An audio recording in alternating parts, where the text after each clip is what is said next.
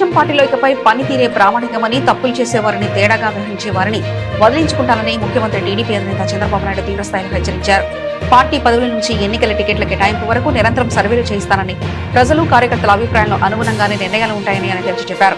శనివారం మంగళగిరిలోని టీడీపీ కేంద్ర కార్యాలయంలో శిక్షణ పొందుతున్న క్లస్టర్ ఇన్ఛార్జీలతో నిర్వహించిన కాఫీ కబుర్లు కార్యక్రమంలో ఆయన పాల్గొని పార్టీ భవిష్యత్తు వ్యూహాలపై దిశానిర్దేశం చేశారు. ఈ సందర్భంగా చంద్రబాబు మాట్లాడుతూ ఇకపై పార్టీకి ఓటమి లేదు, రాదు, ఆ స్థాయిలో జాగ్రత్తలు తీసుకుంటామని తెలిపారు. ప్రజలతో మంచిగా ఉంటున్నాం, ప్రజాస్వామ్యాన్ని గౌరవిస్తున్నాం, సంక్షేమం అభివృద్ధి రెండు కళ్ళగా పనిచేస్తున్నాం, అన్నిటికీ మించి ఆత్మవిమర్శ చేసుకుంటున్నాం. అందుకే ఓటమి మన దగ్గరికి చేరదు.